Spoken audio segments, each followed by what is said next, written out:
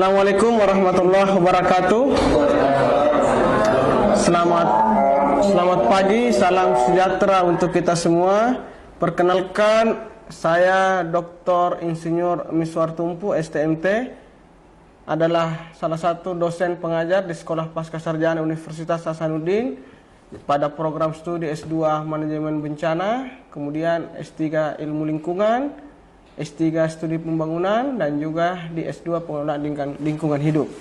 Alhamdulillah, video ini saya buat sebagai bagian penilaian diri dosen dalam unjuk kerja ya Tridharma Perguruan Tinggi PDD UKT PT ya, khususnya pada bidang pengajaran.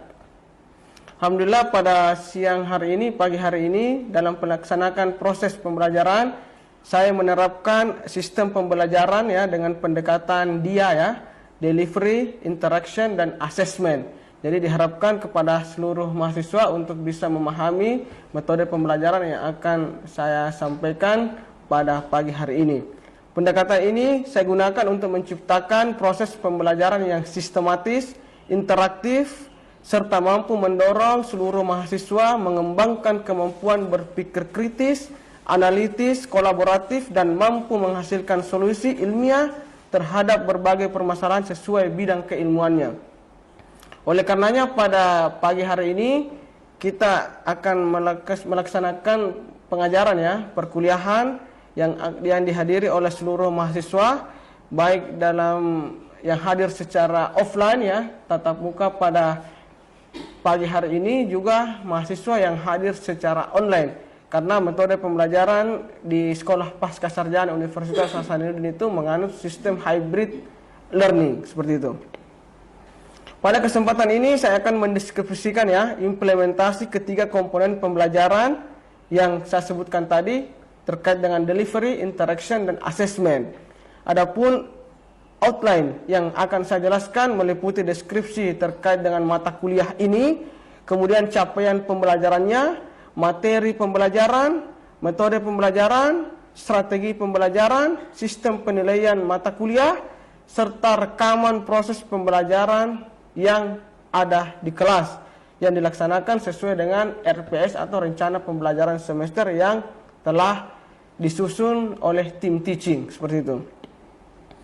Mata kuliah yang saya ampu pada semester ini adalah salah satunya adalah mata kuliah Kapita Selecta pada program studi doktoral dan magister Sekolah Pascasarjana Universitas Hasanuddin dengan bobot 2 SKS ya. Mata kuliah ini diselenggarakan pada semester genap dan dilaksanakan 1 kali setiap pekan ya, selama 1 semester. Pembelajaran dirancang untuk membantu mahasiswa mengembangkan proposal tesis maupun proposal disertasi yang berkualitas melalui pendekatan interdisipliner, multidisipliner, dan transdisiplin sesuai dengan bidang kajian studi yang masing-masing mahasiswa akan jalankan di semester ini ya. Jadi semester ini diharapkan seluruh mahasiswa sudah harus menyusun rencana penelitiannya dalam bentuk proposal penelitian.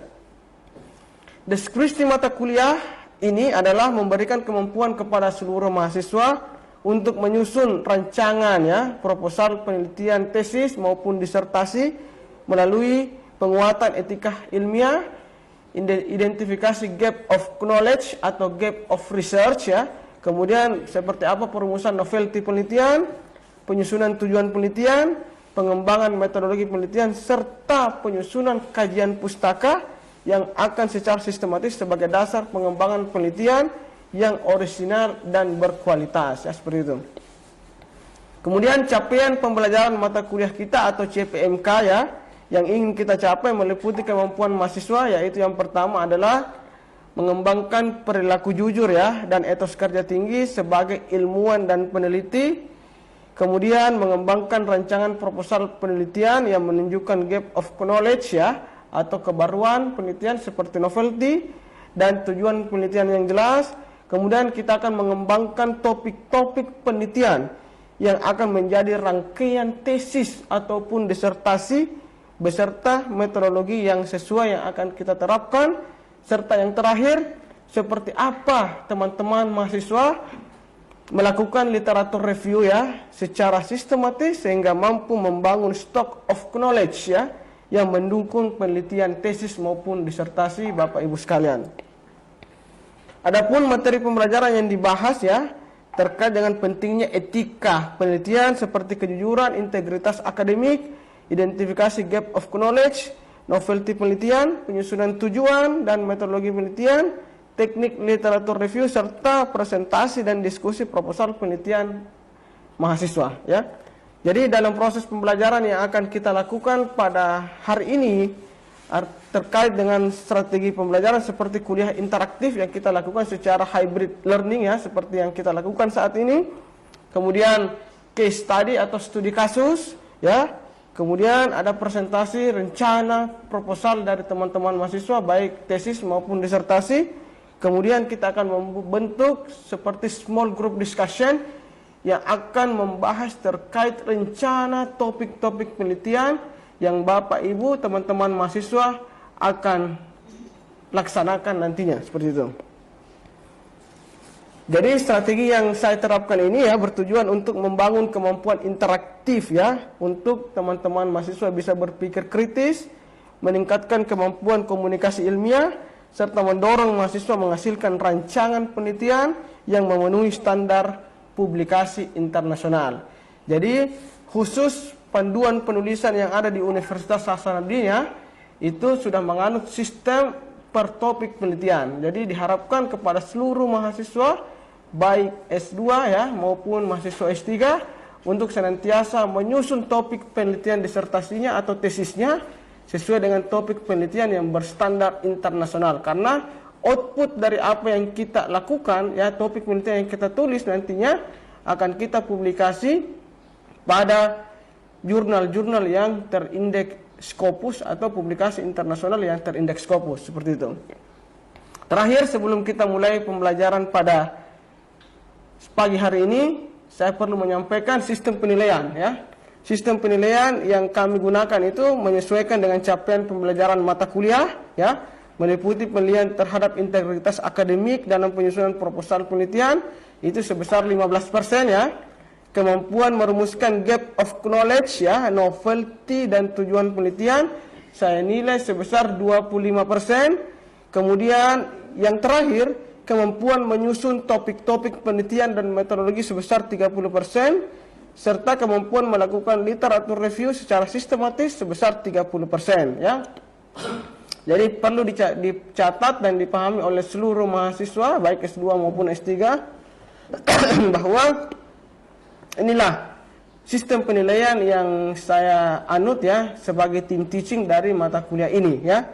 Oleh karena itu penilaian ini dilakukan secara berkelanjutan ya melalui evaluasi proses ya. Seperti apa proses yang Bapak Ibu lakukan kita lakukan. Kemudian seperti apa presentasinya ya, seperti apa diskusi yang akan kita lakukan, dan terakhir hasil penyusunan proposal penelitian mahasiswa. Oleh karena itu kita mulai dari CPMK yang pertama terkait dengan kejujuran sebagai etika utama dalam riset. Jadi materi yang pertama ini terkait dengan seperti apa pentingnya integritas dan transparansi dalam penelitian yang Bapak Ibu lakukan, baik mahasiswa S2 maupun S3. Ya.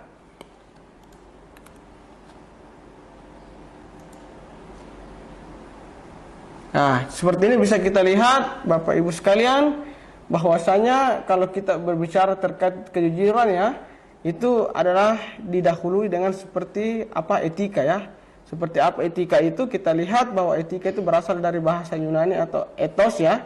Kemudian etimologis, kebiasaan dan perilaku yang berlaku dalam masyarakat. Kemudian dalam konteks filsafat, refleksi filsafat atas moralitas masyarakat, sehingga etika disebut pula sebagai filsafat moral. Sehingga kalau kita berbicara etika, kenapa ini penting kami sampaikan sebelum Bapak Ibu menyusun proposal penelitian sampai ke hasil penelitian nantinya. Karena etika ini membantu manusia untuk melihat secara kritis ya moralitas yang dihayati oleh masyarakat. Kemudian membantu kita untuk merumuskan pedoman ya, pedoman etis yang lebih memadai dan norma baru yang dibutuhkan karena adanya perubahan dinamis dalam tata kehidupan masyarakat. Ya, kita lanjut ya. Ini prinsip etika ya dalam riset yang perlu Bapak Ibu ketahui. Yang pertama tentunya harus didahului dengan yang namanya kejujurannya. Kemudian riset yang Bapak Ibu lakukan, teman-teman mahasiswa, yang harus dilakukan adalah objektivitas. Ya, objek sesuai dengan data yang kita dapatkan di lapangan, survei yang kita lakukan. Entahkah Bapak Ibu nantinya akan menyusun metode penelitian secara kuantitatif atau kualitatif, semuanya harus melalui proses tahapan seperti yang saya maksud tadi, yaitu objektivitas ya. Kemudian transparansi, akuntabilitas, dan kepatuhan terhadap standar akademik ya, seperti itu. Kemudian ini peran kejujuran kita akan bahas satu persatu secara singkat saja karena akan banyak slide yang akan kami sampaikan ya, yaitu pengumpulan data yang valid dan reliable tentunya, penggunaan metode yang sesuai, dan pelaporan hasil yang jujur dan transparan ya. Karena tidak menutup kemungkinan kita di era saat ini transparansi ini sangat dibutuhkan ya, seperti itu. Karena era artificial intelligence itu membuat kita untuk bisa tidak transparan dalam menyajikan hasil penelitian yang kita laporkan nantinya, seperti itu.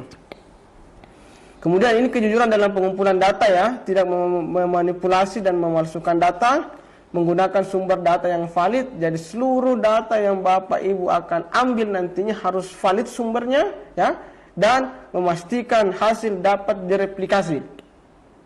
Jadi maksudnya direplikasi ini bisa diaplikasikan ya, dan digunakan oleh masyarakat nantinya sebagai bentuk nyata dari hasil penelitian kita yang berdampak, seperti itu. Ini kejujuran dalam analisis data, kita lihat menghindari bias dalam interpretasi ya, kemudian menggunakan metode analisis yang tepat ya. Jangan sampai topik penelitian ini kita harus lakukan dengan kuantitatif, tetapi kita melakukan dengan kualitatif ya. Itu yang perlu kita harus betul-betul memahami seperti apa metode analisis yang akan kita gunakan secara tepat ya. Kemudian melaporkan hasil dengan transparan. Kemudian ini kejujuran dalam penulisan ya, ini yang penting. Pada saat Bapak Ibu menuliskan hasil penelitian maupun publikasi, yang pertama yang harus dilakukan adalah menghindari plagiarisme ya. Seperti itu.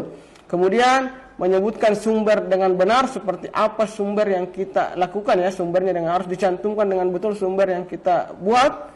Kemudian tidak memalsukan atau merekayasa hasil penelitian yang kita lakukan ya, seperti itu. Ini jenis-jenis plagiarisme ya, ada plagiarisme langsung, ada plagiarisme parsial, ada plagiarisme parafrase, kemudian ada auto atau self plagiarism ya. Kemudian ada plagiarisme mosaik, kemudian plagiarisme yang tidak disengaja, seperti itu. Kemudian ini konsekuensi plagiarisme terhadap meta akademik dan profesional ya. Bisa kita lihat seperti apa konsekuensi akademik kalau Bapak Ibu menuliskan nanti hasil penelitiannya tidak jujur dan tidak sesuai dengan apa yang ada pada kaidah-kaidah akademik, seperti itu. Izin Pak, mau nanya. Oke, baik. Terima kasih Pak atas kesempatannya. Ini berbicara masalah jenis-jenis gap. Nah, salah satunya di antara gap yang Bapak jelaskan tadi, yaitu gap teoritis dan gap kontekstual. Nah, pertanyaan kami, apa sih perbedaan dari gap teoritis ini dan gap kontekstual ini? Mungkin seperti itu Pak. Oke. Pertanyaan yang sangat menarik ya. Jadi Bapak Ibu, teman-teman mahasiswa ya, baik S2 maupun S3 yang hadir secara offline maupun secara online, menarik sekali pertanyaan dari Pak Syahrul ya, yang menanyakan terkait, mengkonfirmasi terkait apa sih perbedaan dari gap teoritis dan gap kontekstual. Padahal kalau kita berpikir secara ilmiah ini mirip ya, sebenarnya mirip. Jadi jawaban sebenarnya itu antara gap teoritis dan gap kontekstual itu mirip ya. Kita mulai dari gap teoritis. Ketika kita berbicara gap teoritis adalah dari katanya saya teori. Jadi artinya kita membaca berbagai banyak teori, baik teori A, teori B maupun teori C. Kita menelaah, kita mencari apa maksud dari teori ini. Kemudian dari teori A, teori B, teori C kita bisa gabungkan atau mensintesa dia menjadi satu teori baru yang menjadi celah yang belum terjawabkan oleh penelitian-penelitian terdahulu, seperti itu. Jadi silakan berpikir mencari konsep itu seperti apa ya, untuk menemukan kalau misalnya Bapak Ibu berada pada posisi mencari gap teoritis ya. Kemudian yang kedua, seperti apa kalau kita berbicara gap kontekstual? Secara gap kontekstual juga mirip, tapi kita lihat dari akar katanya itu konteks ya. Konteks yang di sini dimaksud adalah konsepnya. Ya, misalnya salah satu contoh ya yang bisa saya sampaikan ketika kita berbicara strategi mitigasi bencana banjir.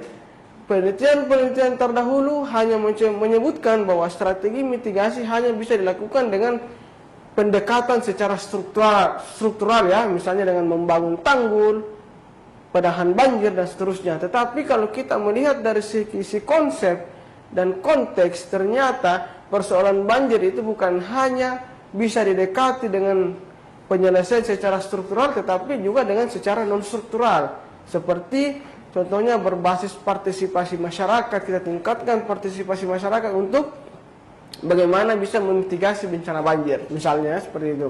Kemudian kalau kita berbicara mitigasi bencana banjir, selain dari sisi partisipasi masyarakat, kita harus meningkatkan pemahaman atau edukasi terhadap masyarakat, seperti itu.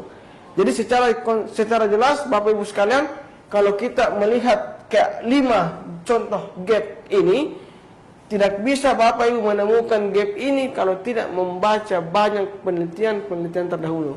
Jadi intinya seperti apa Bapak dan Ibu bisa memahami dan bisa membaca banyak jurnal-jurnal penelitian terdahulu. Oke, next slide. Baik, terima kasih Pak. Oke, terima kasih ya. Jelas Pak Sarul? Jelas Pak, jelas. Oke, terima kasih.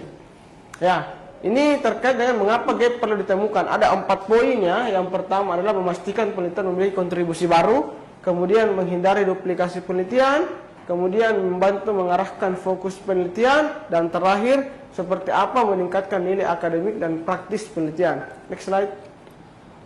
Ini bagaimana cara mengidentifikasi, tentunya paling pertama dan paling utama yang perlu Bapak Ibu ketahui adalah tinjauan literatur yang sistematis. Seperti yang saya sampaikan tadi ya, tinjauan literatur yang sistematis. Kemudian analisis tren penelitian terkini. Ini analisis tren penelitian terkini ini bisa kita dapat dengan analisis bibliometric review. Jadi Bapak Ibu kalau mau mendapatkan tren penelitian terkini yang Bapak Ibu akan lakukan dengan bibliometric review. Itu akan ada di materi pokok bahasan selanjutnya nantinya ya, seperti itu. Kemudian evaluasi metodologi dari studi sebelumnya, kemudian mengidentifikasi keterbatasan penelitian terdahulu. Oke, next slide. Nah, ini sumber-sumber untuk menemukan gap ya. Kita bisa lihat adalah jurnal ilmiah dan database akademik ya, tentunya jurnal ilmiah yang bereputasi. Kemudian disertasi dan tesis ya. Kemudian konferensi ilmiah ya, bisa kita lihat ya. Kemudian laporan penelitian dan kebijakan misalnya. Oke, next slide. Ini bisa kita lakukan ya dengan mengidentifikasi gap, yaitu meta analis studi sebelumnya, kemudian mapping research trend. Seperti yang saya sampaikan tadi, ketika kita ingin melakukan mapping atau pemetaan terkait dengan research trend yang ada, lakukanlah dengan bibliometric review ya, dengan menggunakan FOSS viewer seperti itu. Kemudian critical appraisal dari literatur bisa kita lakukan juga ya, menilai seperti apa kualitas dari penelitian yang akan kita lakukan, ya relevansinya dan validitasnya seperti apa. Kemudian SWOT analysis terhadap studi terdahulu. Oke, lanjut. Nah, kemudian kesalahan umum dalam mengidentifikasi gap ya. Ini yang paling banyak biasa terjadi pada mahasiswa-mahasiswa kita yang program doktoral ya, seperti itu. Kenapa saya katakan ini? Selalu teman-teman mahasiswa menganggap semua topik baru itu adalah gap. Padahal belum tentu semua topik baru yang kita baca, yang kita temukan itu adalah gap ya. Kemudian tidak melakukan tinjauan pustaka yang cukup. Bapak Ibu baru membaca 5 jurnal penelitian sudah menemukan inilah gapnya. Padahal jurnal-jurnal terkait penelitian itu sangat banyak yang ada di dunia maya seperti itu ya. Jangan langsung menemukan bahwa ini adalah gap kalau Bapak Ibu hanya membaca 1 atau 2 jurnal ya, seperti itu. Makanya saya tuliskan kesalahan umum yang biasa terjadi menganggap semua topik itu adalah gap ya, jangan ya. Kemudian tidak melakukan tinjauan pustaka yang cukup, kemudian menemukan gap, kemudian menggunakan sumber yang terbatas atau usang ya. Menggunakan sumbernya itu sudah 5 tahun lewat dari 5 tahun terakhir, bahkan Bapak Ibu belum lahir ya, sudah menggunakan referensi itu, jangan ya. Karena sudah ada pembaruan dari apa yang telah dilakukan sebelumnya, seperti itu. Kemudian tidak menjelaskan hubungan antara gap dan penelitian yang diusulkan ya, seperti itu.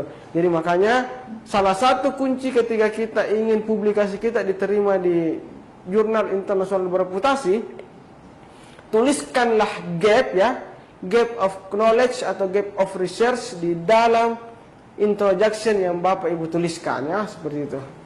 Kemudian yang terakhir ya, dari kesemua ini konsepnya intinya adalah membaca banyak jurnal penelitian-penelitian terdahulu. Oke, next slide.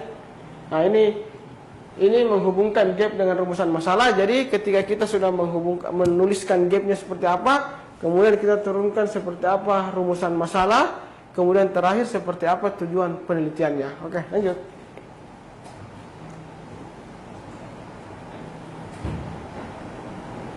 Oke, next slide ya. Kemudian menghubungkan gap dengan tujuan. Jadi penurunannya itu ketika sudah kita membaca berbagai banyak literatur, kemudian kita menentukan gap of knowledge, kemudian kita menemukan rumusan masalah ya, kemudian kita turunkan menjadi tujuan penelitian ya, seperti itu. Jadi konsepnya jangan dulu menentukan tujuan sebelum kita menentukan apa sih yang menjadi gap dari penelitian yang akan saya lakukan, seperti itu. Oke, lanjut. Oke, ini menyusun hipotesis ya berdasarkan gap. Jadi setelah menyusun tujuan penelitian, kita menyusun hipotesis seperti apa dugaan sementara yang kita akan angkat ya, seperti itu. Kemudian lanjut. Nah, kemudian kesan proposal dan seterusnya. Oke. Nah, kemudian latar belakang masalah dan seterusnya. Oke. Nah, ini contoh rumusan masalah ya, seperti ini. Ya, sebagai kesimpulan ya. Ini sebagai kesimpulan dari pembelajaran kita pada pagi hari ini, bahwa pentingnya gap dalam penelitian, karena konsep ketika kita merumuskan seluruh apa yang ada dalam disertasi maupun tesis kita, yang paling utama adalah pentingnya gap dalam penelitian. Kemudian yang kedua, langkah-langkah utama dalam mengidentifikasi gap tadi sudah kita lihat. Konsep utamanya adalah bacalah literatur yang sebanyak-banyaknya dan yang terbaru ya. Kemudian pentingnya memastikan penelitian benar-benar memberikan kontribusi baru. Jangan semua gap itu topik yang kita lakukan itu adalah gap ya. Itu tidak seperti itu konsepnya. Oke.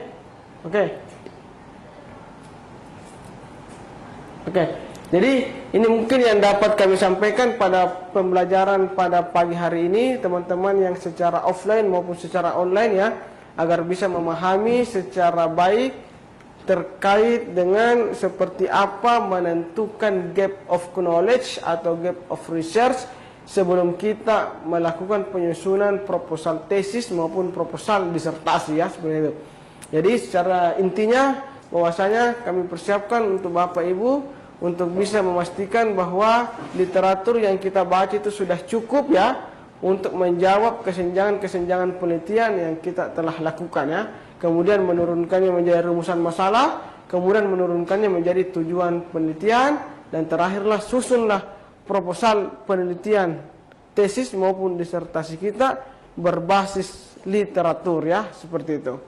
Oke, Bapak Ibu sekalian, kalau sudah tidak ada lagi pertanyaan yang diajukan ya, selamat menyusun ya, menyusun gap of knowledge. Sebelum saya tutup, saya harap tugas pertama yang akan saya berikan kepada Bapak Ibu ya, keseluruhan mahasiswa baik secara online maupun offline, tugas pertama yang kami berikan adalah tolong menyusun gap of knowledge ya dari penelitian yang akan Bapak Ibu lakukan.